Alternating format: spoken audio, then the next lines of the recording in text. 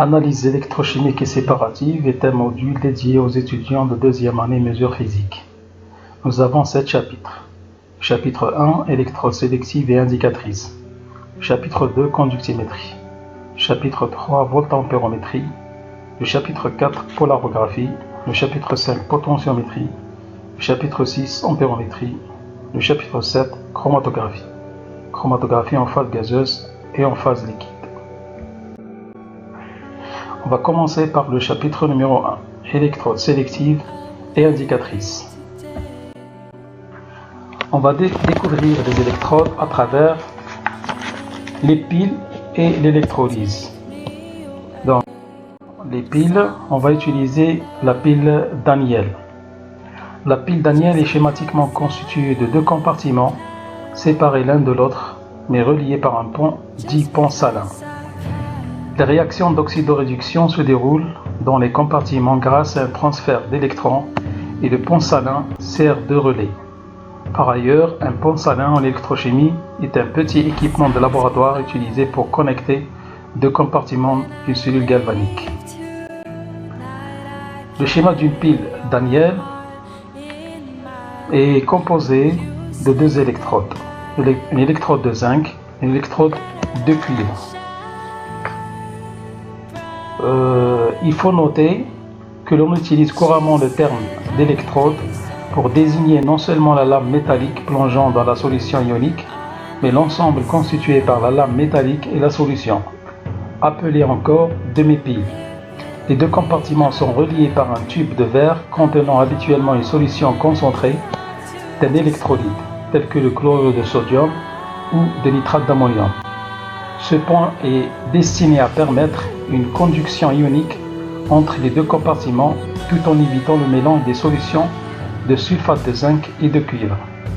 Si l'on relie la barre de zinc et la barre de cuivre par l'intermédiaire d'un fil métallique, on peut mesurer à l'aide d'un voltmètre placé sur le circuit une différence de potentiel qui s'établit entre les 2 demi-piles, tandis qu'un dépôt de cuivre apparaît sur la barre de cuivre. On observe également que la barre de zinc s'amoindrit peu à peu. La différence de potentiel observée a pour origine la réaction d'oxydoréduction qui se produit entre le zinc et les ions cuivriques. On l'appelle la force électromotrice de la pile.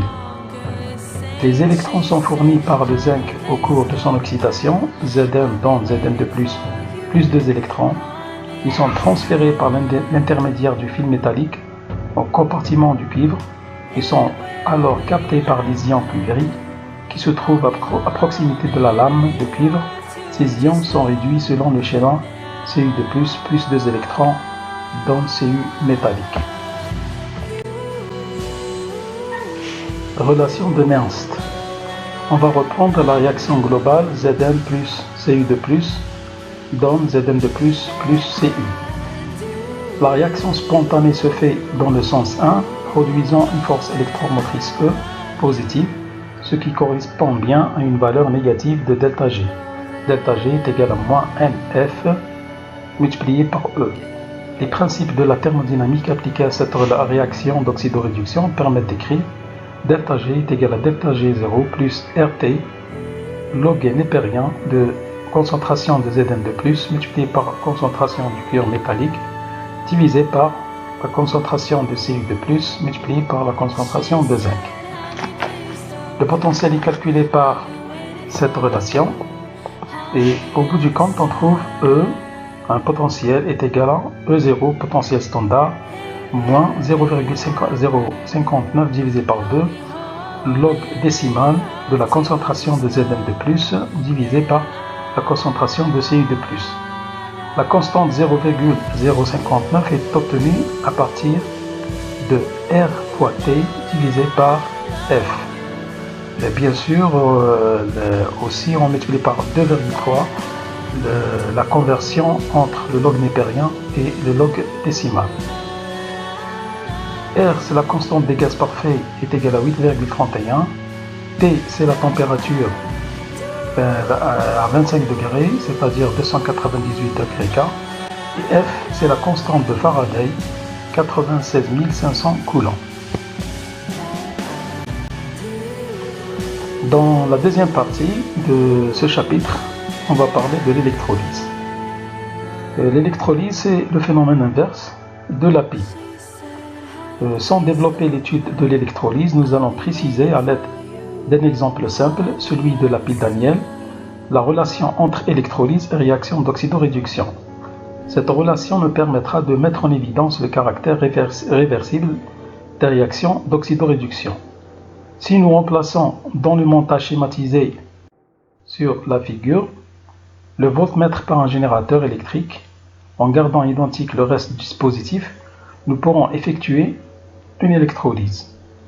En effet, l'énergie électrique fournie par le générateur sera capable de provoquer la réaction inverse de la réaction spontanée d'oxydoréduction, à condition que la différence de potentiel appliquée soit supérieure à la force électromotrice de la pile, c'est-à-dire de la pile Daniel.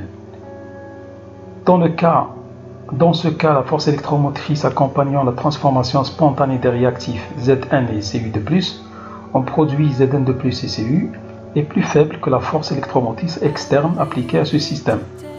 Au cours de l'électrolyse, les électrons circulent en sens inverse du sens correspondant à la réaction d'oxydoréduction spontanée. Ils vont de l'électrode de cuivre à laquelle ils sont arrachés, oxydation, à l'électrode de zinc où ils sont captés par les ions Zn2+, réduction. La transformation du cuivre en ion Cu2+, et celle des ions Zn2+ en Zn métallique s'opère alors pendant l'électrolyse. La réaction se traduit par le schéma inverse de celui de la réaction d'oxydoréduction qui se passe au niveau de la pile Daniel, c'est-à-dire Cu plus Zn2+, dont Cu2+, plus Zn. Donc au niveau de la lame de cuivre, il y a oxydation anodique, c'est-à-dire Cu dans Cu2+, plus 2 électrons. Et au niveau de la lame de zinc, nous avons une réduction cathodique Zn2+, plus 2 électrons dans Zn.